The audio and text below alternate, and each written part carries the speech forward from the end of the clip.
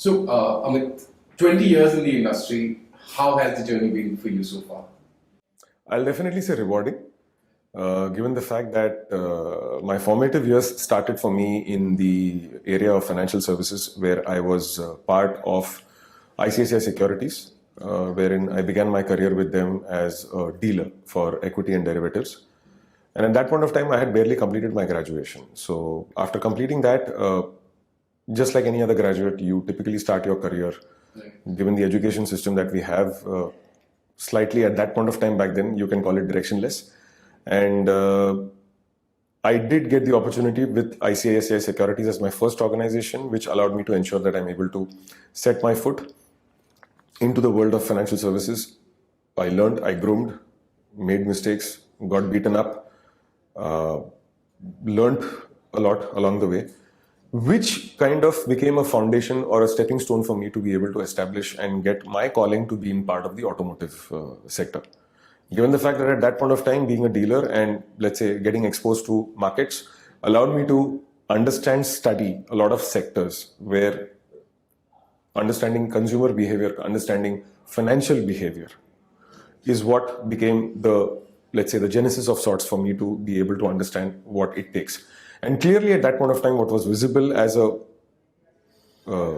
giveaway for me to ponder upon, which became the calling for me to have my career plan in further, was to be able to say that yes, I can look to make my stint in the automotive.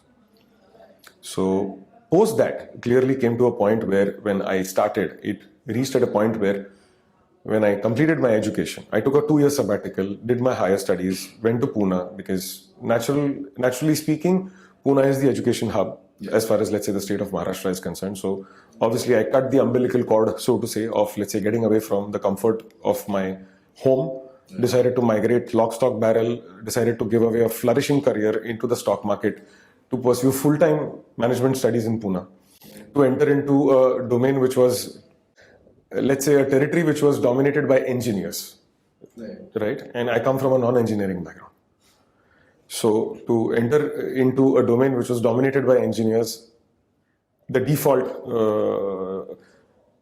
conversation that you come across is that, oh, you're not an engineer.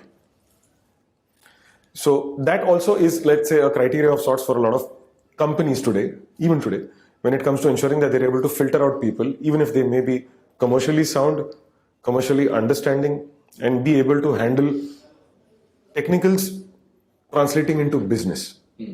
So that became a situation where I was filtered out by default by a lot of companies. Financially also, it translated into a situation where, let's say, thinking that you will be able to excel after pursuing your higher studies to be able to get into a segment which is of your calling, where you will be able to call the shots to get the money of your choice, it actually turned out to be the opposite. Yeah. Okay, so I was like, is this what I signed up for? Let's give it a try. So when you're young, you don't have that many responsibilities. It was possible. I was fortunate enough where I cleared my interviews and I was able to secure my first stint with Mercedes-Benz India back in the year 2005 after I completed my stint with my studies. And that association with them continued until the end of 2009. Now, obviously, at that point of time, the exposure got confined to the domain of sales. Okay. And we as a market at that point of time were at the cusp of, let's say, growing, because the company back then was the only luxury car market player in India. There was nobody who was present at that point of time. 2007 is when Audi India and BMW India set its foot into the country, only for them to, let's say, take shape until 2010 in a slightly legit manner. And within the Mercedes-Benz India portfolio, I was responsible for the CBU segment, which is basically this completely built unit vehicle. Now, being in that domain, a very small domain, back then, when I started my career, it was at about, let's say, 70 units. And by the time I left in those 5 years, we grew at about, let's say, a compounded growth rate of about 30% to touch 200 units. That's it. But then being in that domain allowed me to have a complete understanding of the way in which product life cycles operate, the way in which manufacturers decide to upgrade their products over a period of time. Beauty is, you know what? the engineers who are actually looking to design the cars which will be owned by the millionaires or the billionaires of the world, unfortunately operate from the fact that they will never be able to drive the car, they will never be able to afford one ever in their life. So getting exposed to the world of manufacturing enabled me to understand a lot of things in terms of how is it that the shop floor assembly line concept works, how production systems work, how supply chains work, what are the timelines and the regulations that basically govern the sale of cars in India. Also, the beauty of the fact that by virtue of being associated for such a micro segment, which involves such a huge extent of customization, because back then and even today, a completely built unit vehicle being called for by a customer meant that the customer will be able to customize his car as per his choice. The leather you want, the wheels you want, the music system you want, the cup you want, the interiors that you want, the wood finish that you want. So practically everything was up for customization. So it was a built to order. A customer could actually have his personal touch reflected upon that car. And the best part which I came across by, let's say, working in the automotive industry at the very formative years of my career that I realized was the engineers who are at the helm of affairs when it comes to, let's say, having these cars created, right from, let's say, the drawing board to the on-road. Yes, they are privy to, let's say, driving the company cars which they get as a matter of entitlement. Right. Fact of the matter is, you displace them from the company and ask them to buy the car as a customer. The reality is, he'll never be able to buy it. He'll never be able to buy it. Which became a reality for me to understand, absorb, grasp as I got exposed to that field. And obviously, the situation in India when it came to, let's say, for the same segment of cars being sold by an employee in India is completely different. But then the way you try to make it work, okay, is that I never came from a conventional car background. I came from a financial services background. Right. The only thing which I had to keep intact for myself was how is it that I approach my business? And the way to do that was very, very simple. Whatever learnings that I had gathered in my formative years of being in the financial services domain is what I was trying to replicate into the automotive domain. And fact of the matter which I realized was, which I always used to have a conversation for myself to keep myself motivated because of the numerous rejections that I encountered when I was entering into the automotive sector, that, oh, you are not an engineer, oh, you will not even be considered for this, or you will not even be allowed to appear for an interview given the fact that you're not an engineer, was the fact that for me, the bottom line was always very, very simple and clear by virtue of my exposure to the markets earlier on, was that a business is a business, right? The flesh and the physical appearance of the business will change, the bones and the structure will still remain the same. And every business exists with one fundamental reason for it to be operative at the first place. Make money, create a market, serve your customers, and generate delight as an outcome. So that as a reality is something which I knew for me to continuously deliver as an endeavor on an ongoing basis as a professional, which became the base or let's say the foundation for me to have my course of career decided upon, which helped, which worked. And post 2009, I transitioned to move back to Bombay from Pune, completing my 5-year, almost my 6-year stint with Mercedes-Benz India. Towards the end of 2009 is when I transitioned to move back to Bombay, where an opportunity came with Volkswagen Group. BMW back then was setting up itself into the country, and that again became a situation of sorts where I landed up creating a career opportunity for myself where I never had to apply. And for the work that I landed up doing for myself back in Mercedes, I just got a call stating that we require your expertise, your skill sets for what you do in Mercedes to be coming into VW, given the fact that we are setting up ourselves into this country and we need somebody who is able to, let's say, translate his experience into an operational reality for us as we set our foot into the country. I said, okay. I came here, got interviewed, immediately got selected, and that allowed me to, let's say, solidify my position as an entrant into Volkswagen passenger cars, again into the marketing division back at that point of time, where, let's say, sales planning as a profile, as a position is what became open for me. The interface at that point of time essentially entailed did not have me interact with my customers, but then it essentially entailed that since VW back then was into the launch phase of itself, it was very, very critical to ensure that what cars, what specification, what model, color, variant, by when. And because the plant was new, the people were new, the systems were new, the processes were new, you effectively needed an individual who was able to act as a bridge of sorts with headquarters, with plant, with the dealers, to be able to ensure that you are able to have the interests of all the stakeholders being taken care of. Right. So that as a role play started for me back in 2009, which post the base or the consolidation being set up for a period of 4 years, I was able to, let's say, rise up the ladder Right. as the organization grew for itself. And 2012 onwards is when internally the opportunity opened up again for me when it came to ensuring that I'm able to metamorphose myself to be able to, let's say, meet up with get into frontline sales. So, of course, my role was confined initially to the internal world and scheme of things. Right. So fortunately enough, it was a good thing for me by not directly joining the company and directly facing my dealers or the end customers when it came to my career. Good thing for me or a bad thing for me? By default, anybody would like to think that, oh, what he's gone through is that, अरे यार ये cell नहीं करता था, अरे यार ये customer से मिलता नहीं था, अरे यार he's not done frontline sales. Beauty is, in those 4 years, I was actually readying myself to face my customer. Interesting. That's my perspective, that's my learning, that's my understanding. Because by the time I went onto the field to get into the frontline sales, I knew my company inside out. Yeah. And the knowledge. And the knowledge. So my initial interaction obviously started with my dealerships, where I used to meet my, let's say, my investors, my promoters, who were basically the retail face of the company into the respective markets and India. And as I entered into that role play, it entailed that I was able to interact with them to be able to understand what their market is, what is it that they like, what are the customer preferences, what is the consumer buying behavior, what is it that will work, what is it that will not work.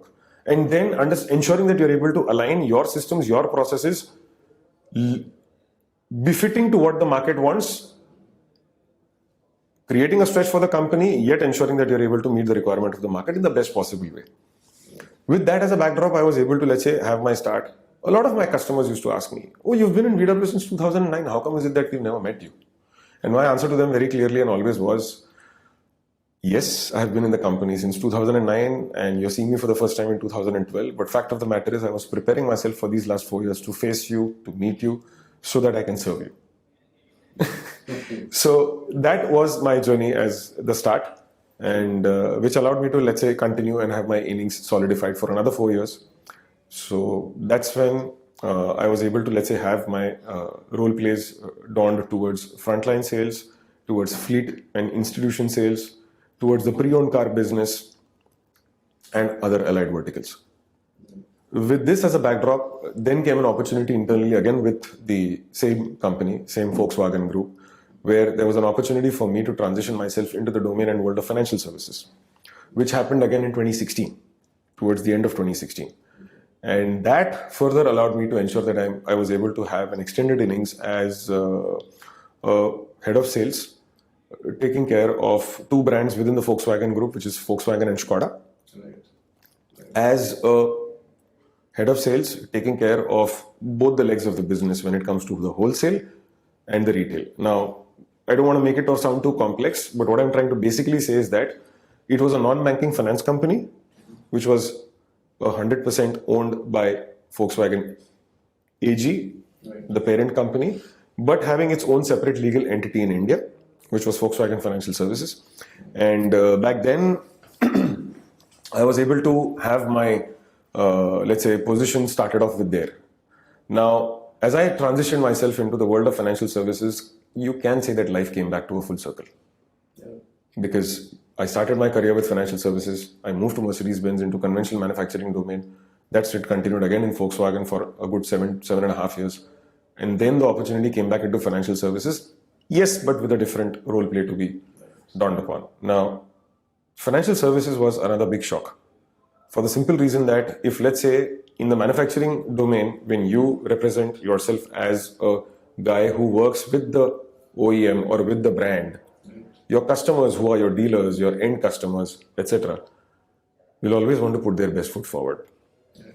But the fact is, the second and the moment you move into the financial services domain, meeting the same set of your retail partners, you get to know the other side of it. And that other side of it is their financial behavior. Right? How they are when it comes to managing and dealing with their finances. Because the primary objective of the NBFC clearly was to ensure that we are able to serve and cater to their interests when it came to the inventory funding. And the same getting extended, okay, as an extension of services, translating into retail funding when it comes to doing the auto loans. And start of 2020 onwards is when I moved to Infinity Cars Private Limited, which in my earlier avatar, being a banker, is who used to be my clients. And that's where, let's say, our paths crossed and the proposal came my way. And initially, obviously, there was a lot of apprehension, but then later on, I have always been somebody who's, let's say, tried to buck the trend and not follow the most conventional path. So at this stage of my career also, I decided to make a similar move and transition into the world of retail, which I hope I've been able to be successfully present and thrive for the last 3 years. So it's been an interesting journey in total for close to 22, 23 years, all put together. Well, I think that was a great description, a great run through of the entire journey that you had. Now, looking back, did you anticipate that this is where you will be in life, personally and professionally, at the start of your career? Not really. At the end of the day, I think what matters is that the things which remain close to you is your character, your integrity, and the virtues that you decide to create and have for yourself as a professional to be able to decide the fate of things to come. It's very difficult to say what's going to happen tomorrow. I mean, for that matter, it's very difficult to say whether I'm going to reach home safely tonight or not. I mean, why fret about it? But the point is, as you move further, as you move ahead in life, what I realized eventually over a period of time is that, frankly speaking, there is nothing called as luck. Let's come to that point very, very outright, straight and simple. Call it a concentrated feedback, call it a concentrated feedback when it comes to, let's say, how I define luck or how luck has translated for me as a touch and feel real life example has always been a combination of the preparation that I had along with the opportunity that came my way to be able to decide for itself whether I was ready or not. Right. That's it. So what you're saying is it's in your hands of how things turn out for you. 100%. It's, if it doesn't work out, either you are not ready for it or your time has not come. Right. It's only that and nothing else. True. There is nothing called as a bad luck. There is nothing called as a good luck. Bad luck and good luck, in my opinion, are only conversations and nothing more than that. Right. It's as simple as that. Or you're not meant for it. That's how you are. That's, yeah. Interesting. Great. Now, a solid stint, right? 23 years plus. Looking back, would you have done anything differently if given a chance to go back in time? Nothing at all. Nothing at all. I feel very proud to say that I have lived a life of my choices. I have been a self-made individual, becoming a byproduct of my choices, and I would not want to change one bit of that, because anything that I did, everything that I did, was what I thought was right for myself, and I led my life as per those terms and conditions that came along my way. Because at the end of the day, the choices that you make, any choice is always a byproduct of the package deal that it comes along with. True. I cannot say that if I have to be this, I will do 1, 2, 3, 4, 5, and I will not do 7, 8, 9, 10. Yeah. You will always have to be able to imbibe that role, take that role for the set of deliverables that it demands. Whether you wish to become a sales guy, whether you wish to become a marketing guy, whether you wish to become a product guy, whether you wish to become anybody. True. So I think it just personifies what you said earlier. There's no good luck or bad luck, but it's all about choices you make for your life and for your career. Yeah, So it's absolutely. like that. Absolutely.